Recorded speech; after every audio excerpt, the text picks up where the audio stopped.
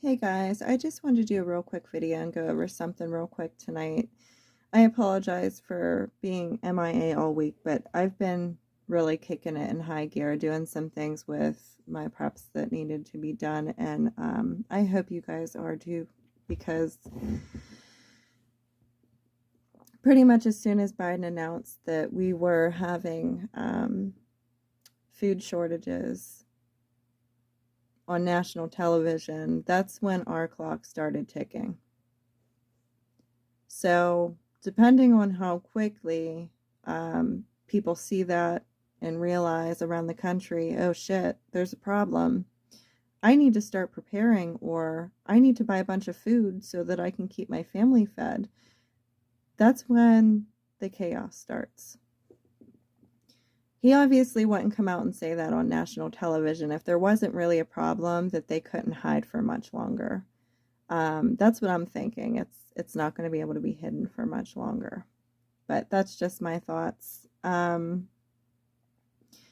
I've been noticing a lot of talk lately on the news calling people that prepare hoarders. And the funny thing about that is I see a lot of people too on YouTube kind of advertising their prepper pantries and what they're stockpiling and this and that. And I mentioned this in a previous video. It's not a good idea for many, many reasons. So we all know that the mainstream media are famous spinsters and can kind of, sway the public's opinion or mindset, whatever you want to call it. And with them kind of on there talking about, oh, well, it's the hoarders causing this, I just want to kind of let you know why it's a good idea to maybe prepackage your foods. I brought up in my live last Sunday that I've been doing a lot of gardening and gardening preparation, which is done now because pretty much from yesterday on, it's gotten really cold now. It's now snowing again, but I at least got my 2 beds fully prepped, de-weeded, de-rooted, and they're good to go. And then I moved on to my preps and have been repackaging, vacuum sealing like crazy. So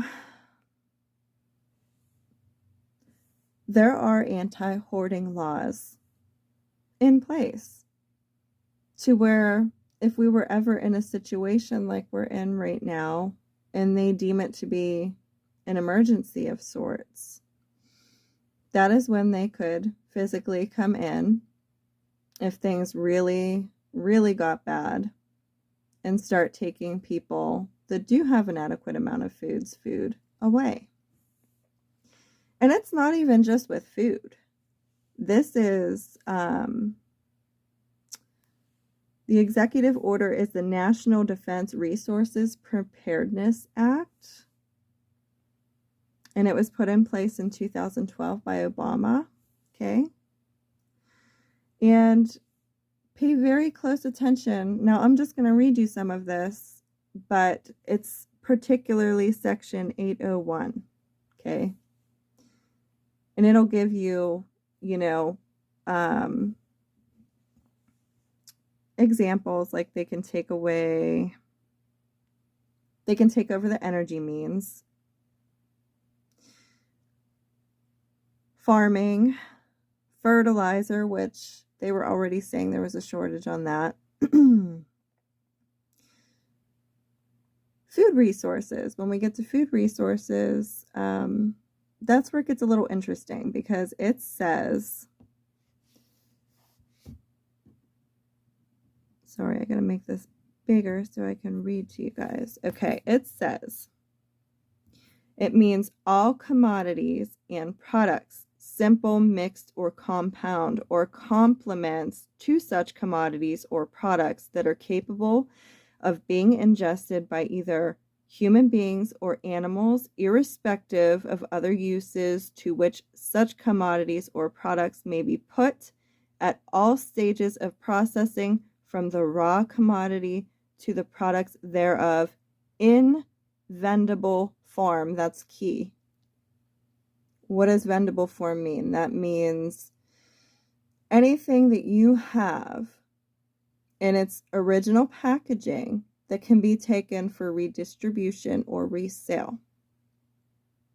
That is why I am so big on repackaging all of my foods as far as dry goods go. I haven't done it with my cans. I'm not going to lie. Wondering how I could do that, if that would even be safe. But I'm not going to worry about that right now. I got to get all my dry goods done. Just something to keep in mind, guys.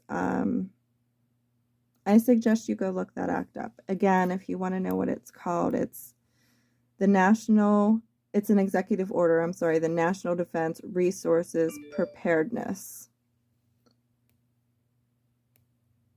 And like I said, it doesn't just talk about food. It talks about water,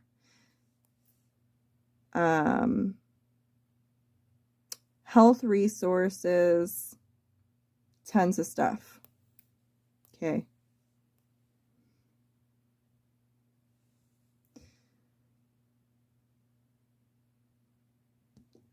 I just think that it's better to be safe than sorry.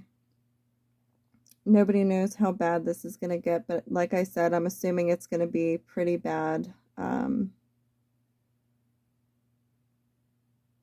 given our circumstances right now. So, apologize for not putting much content out this week, but I am catching up. The 9 weeks is closing out for my daughter, and she has some more stuff to do Monday, but once Monday's over, we'll be all caught up and be able to roll over into the next 9 weeks, and I can take a big breather because she did her testing on Friday for this. And it's just really rough going from 9 weeks to the next. Plus, on top of that, I'm doing all my stuff here. I wasn't able, I took a break from the gardening crap. I got 2 of my beds done fully, completely. It started snowing here again, which is fine with me because I needed a little break. So, just kind of watching everything that's been going on and observing. But I wanted to come on and do this video tonight to tell you guys, there are laws in place